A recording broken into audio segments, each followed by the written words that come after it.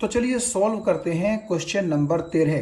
Question number 13 में बोला गया है कि एक हॉकी बॉल है 200 ग्राम की और उसकी वेलोसिटी है 10 मीटर पर सेकंड, और मान लीजिए वो इस तरीके से लेफ्ट साइड में चल रही है। और हुआ ये कि चलते चलते चलते जब ये बॉल आगे जा रही थी तो एक हॉकी स्टिक के साथ इस बॉल को हिट किया गया कुछ इस तरीके से कि गेंद जिस स्ट्रेट लाइन में चल रही थी उसी स्ट्रेट लाइन में वापस मुड़ गई, यानी कि गेंद ने अपनी डायरेक्शन चेंज कर ली। पहले गेंद चल रही थी लेफ्ट साइड की तरफ और हॉकी स्टिक से हिट होने के बाद गेंद चल पड़ी है अब कहां, राइट साइड की तरफ। और ये भी देखिए आप, उस बॉल की इनिशियल वेलोसिटी 10 थी, लेकिन हॉकी स्टिक से हिट होने के बाद उस बॉल की वेलोसिटी बदल गई है और वो वेलोसिटी कितनी हो गई है, 5 मीटर पर सेकंड। तो आपने ये बताना है कि इस बॉल के मोमेंटम में कितना चेंज हुआ हॉकी स्टिक से हिट होने के बाद। अब आप ध्यान से देखिएगा, चेंज इन मोमेंटम का मतलब होता है final momentum minus initial momentum. तो हम इस गेंद का इनिशियल मोमेंटम निकाल लेते हैं, इसी गेंद का फाइनल मोमेंटम निकाल लेंगे और फाइनल में से इनिशियल सब्ट्रैक्ट कर देंगे, वो आ जाएगा हमारे पास चेंज इन मोमेंटम। तो इनिशियल मोमेंटम के लिए मैंने क्या किया, मास को इनिशियल वेलोसिटी से मल्टीप्लाई कर दिया और फाइनल मोमेंटम के लिए मास को फाइनल वेलोसिटी से मल्टीप्लाई कर दिया। अब आप ध्यान से देखिएगा, जो इनिशियल वेलोसिटी है वो है तो 10, लेकिन यहां पर नेगेटिव क्यों लगाया, क्योंकि आप ये मान के चल लीजिए कि लेफ्ट साइड में होती है माइनस एक्स एक्सिस, और ये जो माइनस यहां पर लगा हुआ है ये बेसिकली आपकी वेलोसिटी की डायरेक्शन को शो करता है कि जो बॉल है वो चल तो रही है 10 मीटर पर सेकंड से, लेकिन क्योंकि वो नेगेटिव एक्स एक्सिस में जा रही है इसलिए उसकी वेलोसिटी मैंने कितनी मान ली, -10। तो बेसिकली आप ये कह सकते हैं कि ये माइनस डायरेक्शन है और ये 10 क्या है, वेलोसिटी की वैल्यू है। तो कुल मिलाकर के वेलोसिटी एक वेक्टर क्वांटिटी होती है। मास तो गेंद का पहले भी 200 ग्राम ही था और जब हॉकी स्टिक से हिट होगी उसके बाद भी कितना रहेगा, 200 ग्राम ही रहेगा। और मास इंटू वेलोसिटी आप जानते हैं क्या होता है, मोमेंटम। तो मास को आपने इनिशियल वेलोसिटी से मल्टीप्लाई किया तो ये आ गया आपके पास इनिशियल मोमेंटम, ठीक है। और आप ये ध्यान रखिएगा कि मास को ग्राम से मैंने कहां कन्वर्ट कर लिया है, किलोग्राम में, क्योंकि मास भी एसआई में और आपकी जो वेलोसिटी है वो भी किस में है, एसआई में। वो जरूरी है दोनों चीजें एसआई में होनी ताकि हमारे पास मोमेंटम कहां आ सके, एसआई सिस्टम में आ सके। सिमिलरली फाइनल मोमेंटम के लिए आप देखिएगा, मास को मैंने फिर से किससे मल्टीप्लाई कर दिया, फाइनल वेलोसिटी से मल्टीप्लाई कर दिया। और क्योंकि हॉकी स्टिक से हिट होने के बाद गेंद जो थी वो राइट साइड में चल पड़ी थी, तो राइट साइड में आप मान लीजिए कि प्लस एक्स एक्सिस होती है। तो क्योंकि वो प्लस एक्स एक्सिस में चल रही है तो इसलिए यहां पर वेलोसिटी के साथ मैंने क्या जोड़ दिया, एक प्लस सिंबल जोड़ दिया, जो कि यहां दिखाने की जरूरत है नहीं। तो इसका मतलब क्या होगा कि जो बॉल है हमारी उसकी वेलोसिटी है 5 मीटर पर second along positive x axis. तो ये हो गया जी उसका फाइनल मोमेंटम, जो कि इतना आ गया। तो चेंज इन मोमेंटम जैसा कि आप जानते हैं किसके बराबर होता है, फाइनल मोमेंटम जो कि +1 है और माइनस का माइनस यहां आ गया, और इनिशियल मोमेंटम आप देखिए -2 है तो वो यहां रख दिया। तो हमारे पास आंसर आ गया 3 किलोग्राम मीटर पर सेकंड, यानी कि हॉकी स्टिक से हिट होने के बाद उस गेंद के मोमेंटम में जो चेंज आया है वो इतना आया है। तो क्वेश्चन नंबर 14 में बोला गया है कि एक बुलेट है 10 ग्राम की जो 150 मीटर पर सेकंड की वेलोसिटी से चल रही है और आगे एक मान लीजिए वुडन बॉक्स रखा हुआ है, वुडन ब्लॉक रखा हुआ है। तो नेचुरली जब गेंद चलती चलती चलती लकड़ी के इस ब्लॉक के साथ टकराएगी तो इसके अंदर घुस जाएगी। तो हमने सबसे पहली चीज तो यही बतानी है कि अगर ये बुलेट इस वुडन ब्लॉक के अंदर यहां रेस्ट पे आ गई तो उसने कितना डिस्टेंस अंदर की तरफ पेनिट्रेट कर दिया। पेनिट्रेट का मतलब होता है चीर करके अंदर घुस जाना। तो नेचुरली आप ये सोचिए कि जब आपकी बुलेट चलती चलती इस वुडन ब्लॉक को लगी तो इस वुडन ब्लॉक के अंदर कुछ गहराई तक तो घुस जाएगी ना वो। तो हमने वो गहराई x मान ली और हमने ये x क्या करना है, फाइंड आउट करना है। उसके बाद हमें एक और चीज फाइंड आउट करनी है और वो ये कि ये वुडन ब्लॉक आपकी बुलेट पर कितना फोर्स लगाएगा। देखिए ये वुडन ब्लॉक किस तरह फोर्स लगाएगा, आप एक चीज को जरा सोच करके चलिए कि ये जो हमारी बुलेट है ये जब चलती चलती चलती चलती जैसे ही मान लीजिए वुडन ब्लॉक से टकराने वाली है तो उस वक्त इसकी वेलोसिटी कितनी होगी, 150 मीटर पर सेकंड, क्योंकि ये 150 मीटर पर सेकंड की स्पीड से ही चली आ रही थी। तो आप ये सोचिए कि जब ये बुलेट जस्ट टकराने ही वाली है इस वुडन ब्लॉक के साथ तब उसकी स्पीड कितनी होगी, 150 मीटर पर सेकंड। और जैसे ही वो अंदर घुसेगी तो वो क्या होती चलेगी, स्लो होती चलेगी और एक टाइम ऐसा आएगा मान लीजिए यहां आकर के वो रेस्ट पे आ गई, यानी कि उसकी जो वेलोसिटी है वो कितनी हो गई, 0। तो आप यही तो बोलेंगे कि आपकी बुलेट की वेलोसिटी कम होती चली गई। तो आप ऐसा सोच सकते हैं कि वुडन ब्लॉक ने क्या किया होगा, जो बुलेट की डायरेक्शन है उस डायरेक्शन के अपोजिट क्या किया होगा, एक फोर्स लगाया होगा। जैसे फ्रिक्शनल फोर्स बॉडी की मोशन के अपोजिट लगता है, तो ऐसा ही आप ये सोच लीजिए कि जो बुलेट की मोशन की डायरेक्शन है उसके अपोजिट डायरेक्शन में इस वुडन ब्लॉक ने क्या किया होगा, एक फोर्स लगाया होगा। क्योंकि उसी फोर्स की वजह से बेसिकली आपकी बुलेट की वेलोसिटी कम होते होते यहां कितनी हो गई है, 0 हो गई है। और इस पॉइंट पर सपोज कीजिए वो कहां आ गई है, रेस्ट पर। तो हमने क्या बताना है कि जब वो अंदर घुसने लगी थी तो इस पॉइंट पर थी और जब वो अंदर घुस के रेस्ट पे आ गई तो वो इस पॉइंट पर आ गई। तो एक तो ये अंदर की तरफ उसने कितनी गहराई तक पेनिट्रेट किया ये बताना है, और दूसरा इस वुडन ब्लॉक ने गोली की डायरेक्शन के अपोजिट डायरेक्शन में कितना फोर्स लगाया ये बताना है।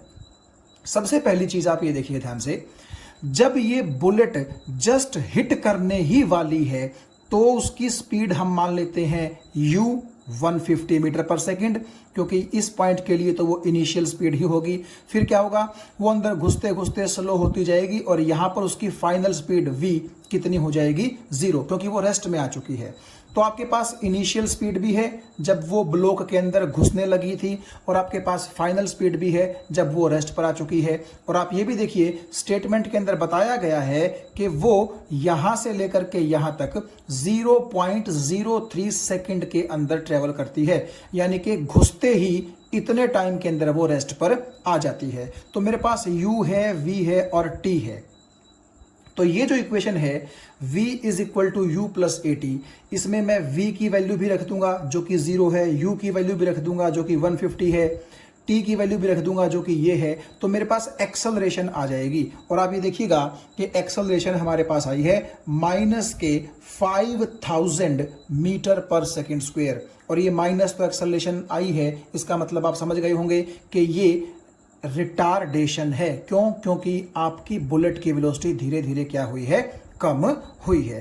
तो आप ये इसको बड़े आराम से सॉल्व कर सकते हैं। तो एक्सेलरेशन की वैल्यू आपके पास आ गई 5000 मीटर पर सेकेंड स्क्वायर या माइनस के 5000 मीटर पर सेकेंड स्क्वायर। तो आप यहां पर न्यूटन का जो सेकेंड लॉ है वो यूज कीजिए, F is equal to M a. तो m का मतलब क्या है, इस बुलेट का मास, क्योंकि ये बुलेट जब अंदर घुसेगी तो ये ब्लॉक फोर्स किस पर लगाएगा, उस बुलेट पर ही लगाएगा ना।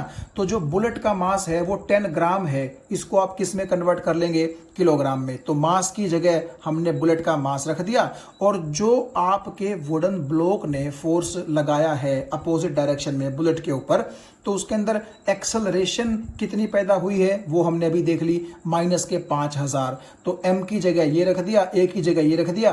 तो आप ये देखिए फोर्स कितना आ गया, माइनस के 50 न्यूटन। यानी कि आप ये कह सकते हैं कि इस वुडन ब्लॉक ने बुलेट के ऊपर 50 न्यूटन का फोर्स लगाया। और माइनस क्या इंडिकेट करता है कि ये फोर्स बुलेट की वेलोसिटी के अपोजिट डायरेक्शन में लगा है। तो अब हम ये कैलकुलेट करते हैं, फोर्स तो हमने निकाल लिया, अब हम ये कैलकुलेट करते हैं कि ये कितना अंदर तक बुलेट पेनिट्रेट कर गई इस वुडन ब्लॉक के अंदर। तो अब हम इसके लिए क्या करते हैं, एक और हमारे पास इक्वेशन है v square minus u square is equal to 2as। ये इक्वेशन इसलिए यूज की क्योंकि मेरे पास v भी है, मेरे पास u भी है और मेरे पास एक्सेलरेशन भी है। और s का मतलब क्या होता है, डिस्टेंस या डिस्प्लेसमेंट, और स्ट्रेट लाइन में दोनों बराबर होती हैं। तो यहां पर s बेसिकली x के बराबर हो जाएगा। तो मैं यहां पर क्या कर सकता हूं, s की जगह अगर मैं x रख सकता हूं तो बाकी चीजें मुझे मालूम है और यहां से x मैं आराम से फाइंड आउट कर लूंगा। तो v क्योंकि फाइनल वेलोसिटी 0 है तो 0 का स्क्वायर 0 होगा, माइनस की जगह माइनस आ गया।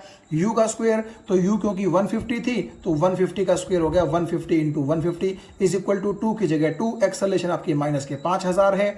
और डिस्टेंस कितना ट्रेवल किया है उसने, यहां से लेकर के यहां तक x, तो s की जगह आप यहां पर क्या रख देंगे, x, और जब आप इसको सॉल्व करेंगे तो x आ जाएगा 2.25 मीटर। यानी कि जब ये बुलेट इस वुडन ब्लॉक को जस्ट हिट करेगी तो उस पॉइंट से लेकर के अंदर कितना, 2.25 मीटर के बाद जाकर के ये रेस्ट में आएगी। और ये आप देख सकते हैं, ये पॉइंट किसको इंडिकेट करता है, हमारी बुलेट के सेंटर को। क्योंकि फिजिक्स में हम क्या करते हैं, जो डिस्टेंस है वो एक बॉडी के सेंटर से लेकर के दूसरी बॉडी के सेंटर तक ही मेजर करते हैं। तो यहां हमने जो दो चीजें निकालनी थी कि वुडन ब्लॉक ने फोर्स कितना लगाया बुलेट पे, तो वो आ गया -50, और ये बुलेट कितना अंदर तक पेनिट्रेट कर गई, कितना अंदर तक घुस गई, तो वो आ गया 2.25 मीटर।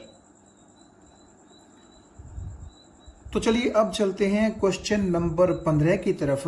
और इस क्वेश्चन में बोला गया है कि एक ऑब्जेक्ट है जिसका मास 1 kg है और जो ट्रेवल कर रहा है स्ट्रेट लाइन में और उसकी वेलोसिटी है 10 मीटर पर सेकेंड। और ये ऑब्जेक्ट कोलाइड करता है और कोलाइड करने के बाद चिपक जाता है किसके साथ, a stationary wooden block of mass 5 kg। आप यहां ध्यान से देखिएगा, ये मान लीजिए हमने एक फर्श बना दिया और इस फर्श के ऊपर यहाँ एक ये वुडन ब्लॉक रखा हुआ है जो कि रेस्ट में है, 5 किलो का है ये, और ये एक ऑब्जेक्ट है 1 किलो का जो कि इस तरफ चला जा रहा है, किस वेलोसिटी के साथ, 10 मीटर पर सेकंड के साथ। अब देखिए आप समझ सकते हैं कि ये ऑब्जेक्ट चलते चलते इस ऑब्जेक्ट को टक्कर मारेगा। और मान लीजिए कुछ ऐसा हुआ, टक्कर के बाद ये ऑब्जेक्ट इसके साथ चिपक गया, सपोज कर लीजिए। तो ये ऑब्जेक्ट जब इसके साथ चिपक गया तो सिचुएशन कुछ ऐसी हो जाएगी। और आपको ये बताना है कि जब दोनों ऑब्जेक्ट आपस में चिपक गए तो उनका कॉम्बिनेशन आगे की तरफ किस वेलोसिटी के साथ मूव करेगा। ये कह रहा है ना, then they both move off together in the same straight line, यानी कि वो दोनों इकट्ठे आगे की तरफ स्ट्रेट लाइन में चलते रहे। Calculate the total momentum just before the impact, यानी कि आपको टक्कर लगने से पहले का टोटल मोमेंटम निकालना है और टक्कर लगने के बाद का भी टोटल मोमेंटम आपको निकालना है। And also calculate the velocity of the combined object, यानी कि दोनों ऑब्जेक्ट जब कंबाइन हो गए तो उनकी टोटल वेलोसिटी कितनी होगी। देखिए इस चीज को हम मोमेंटम कंजर्वेशन से निकाल सकते हैं। आप ध्यान से देखिएगा, अगर इन दोनों ऑब्जेक्ट्स को मिलाकर के मैं एक सिस्टम मान लूं तो उस सिस्टम का टोटल इनिशियल मोमेंटम कैसे निकालेंगे, दोनों ऑब्जेक्ट्स का अलग अलग मोमेंटम निकाल करके जोड़ दो। तो इसका मोमेंटम किसके बराबर होगा, इसका मास इंटू इसकी वेलोसिटी, यानी कि 1 इंटू 10 ये हो गया। और इसका मोमेंटम किसके बराबर होगा, इसका मास और इसकी वेलोसिटी। तो शुरू में तो ये रेस्ट पे है ना, तो इसकी वेलोसिटी आप 0 मान लीजिए, तो 5 इंटू 0 वो होगी 0। तो आपका जो टोटल इनिशियल मोमेंटम आ गया वो आ गया 10 किलोग्राम मीटर पर सेकंड। तो ये जो हमारा था calculate the total momentum just before the impact, impact का मतलब टक्कर होने से जस्ट पहले, तो वो आपका आ गया कितना, 10 किलोग्राम मीटर पर सेकंड। अच्छा, आफ्टर इम्पैक्ट यानी कि टक्कर लगने के बाद क्या हुआ, अब आप देखिएगा दोनों ऑब्जेक्ट एक साथ चिपक करके सपोज करो इस तरफ चल पड़े v वेलोसिटी के साथ। तो एक बात आइए, आप इस सिस्टम का अब अगर मैं मोमेंटम निकालना चाहूं तो उसके लिए मुझे मास की जरूरत पड़ेगी और वेलोसिटी की। तो मास, क्योंकि दोनों इकट्ठे चिपक कर चल रहे हैं, तो 5 किलो इसका और 1 किलो इसका, तो टोटल मास कितना हो गया 6 किलो।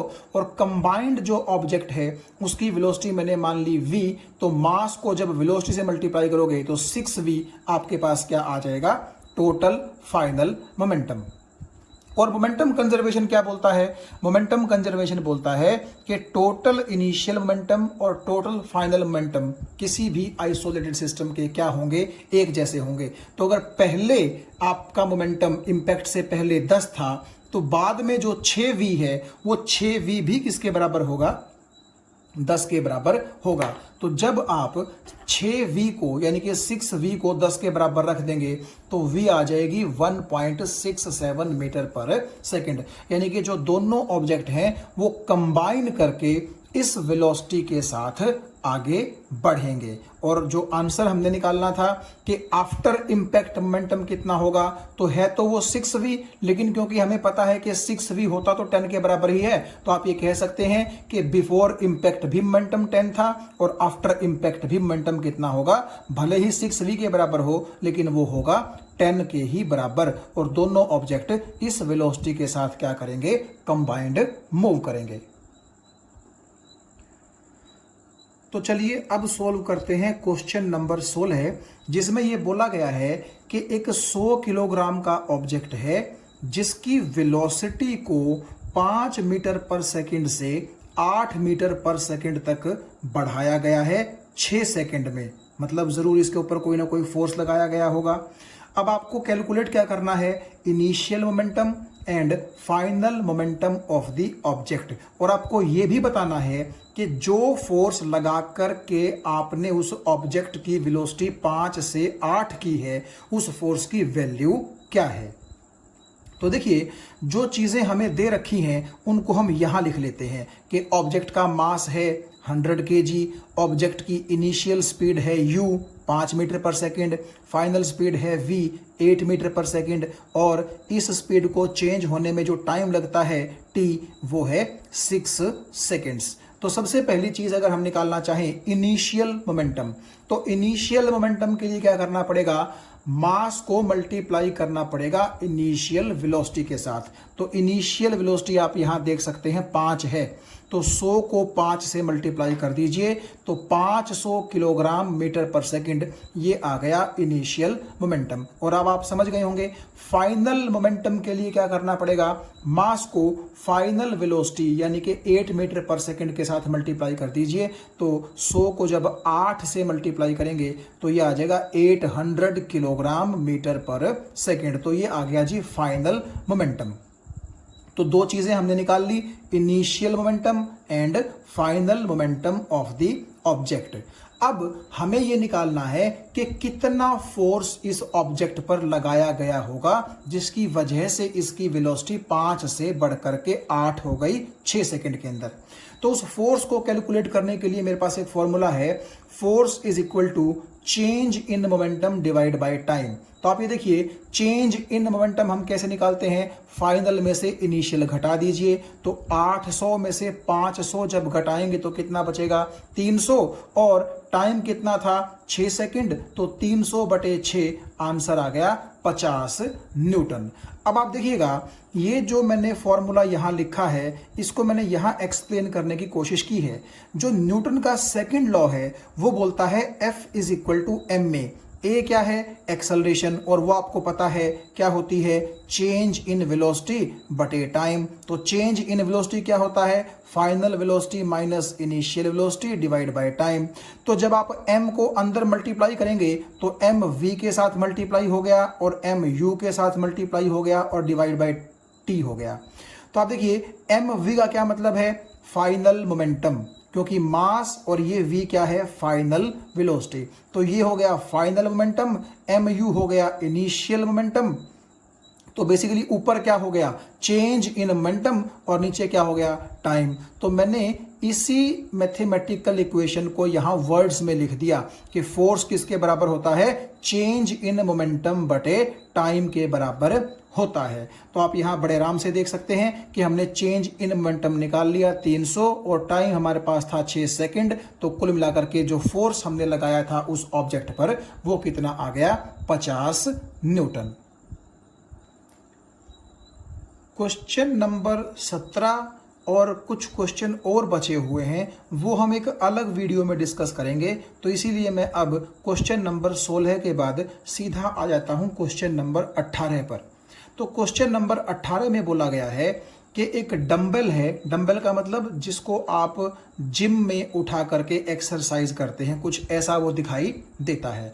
तो एक डंबल है जिसका मास है 10 किलोग्राम और उसको ऊपर से नीचे फर्श पर फेंक दिया जाता है और उसको फेंका गया है 80 सेंटीमीटर की हाइट से। आपने ये बताना है कि वो डंबल जब जमीन पर गिरेगा तो कितना मोमेंटम ट्रांसफर करेगा वो जमीन को। देखिए बात को जरा ध्यान से सुनिएगा। ये एक डंबल है जिसका मास है 10 किलोग्राम और मान लीजिए आपने उसको उठा रखा है। तो उठा रखा है तो मतलब उसकी इनिशियल स्पीड कितनी है, 0। और आपने उसको जमीन से 80 सेंटीमीटर यानी कि 80/100 मीटर की हाइट पर उठा रखा है। और जैसे ही आप उसको छोड़ेंगे तो क्या होगा, ग्रेविटी की वजह से वो नीचे आएगा आएगा आएगा, उसकी वेलोसिटी बढ़ेगी बढ़ेगी बढ़ेगी। और मान लीजिए जैसे ही वो जमीन पर गिरने वाला है, जस्ट जमीन पर गिरने से पहले उसकी वेलोसिटी मान लीजिए 0 से बढ़ते बढ़ते बढ़ते बढ़ते v हो चुकी है। तो नेचुरली आप ध्यान से सुनिए, वो डंबल जब नीचे गिर रहा है तो मास तो उसका 10 केजी ही है, लेकिन यहां तक पहुंचते पहुंचते जमीन तक उसकी वेलोसिटी कितनी हो चुकी है, v हो चुकी है। तो नेचुरली उसका मोमेंटम यहां जमीन पर गिरने से जस्ट पहले कितना हो जाएगा, mass into this velocity v। तो अगर हम ये v निकाल सकें तो मास के साथ उसको मल्टीप्लाई कर देंगे और बोल देंगे कि उतना ही मोमेंटम उस डंबल ने क्या किया है, जमीन को यानी कि फर्श को ट्रांसफर किया है। तो इसके लिए हम किस तरह प्रोसीड करते हैं, आप ये देखिए। ये जो इक्वेशन हमारे पास होती है v² - u² = 2as, इसका हम यूज करेंगे। क्यों, v का मतलब है फाइनल वेलोसिटी, तो वो तो हमारे पास है नहीं, लेकिन u हमारे पास है क्योंकि आपने ये देखा कि आपने उसको पकड़ रखा था तो उसकी इनिशियल वेलोसिटी कितनी होगी, 0, वो रेस्ट पे होगा।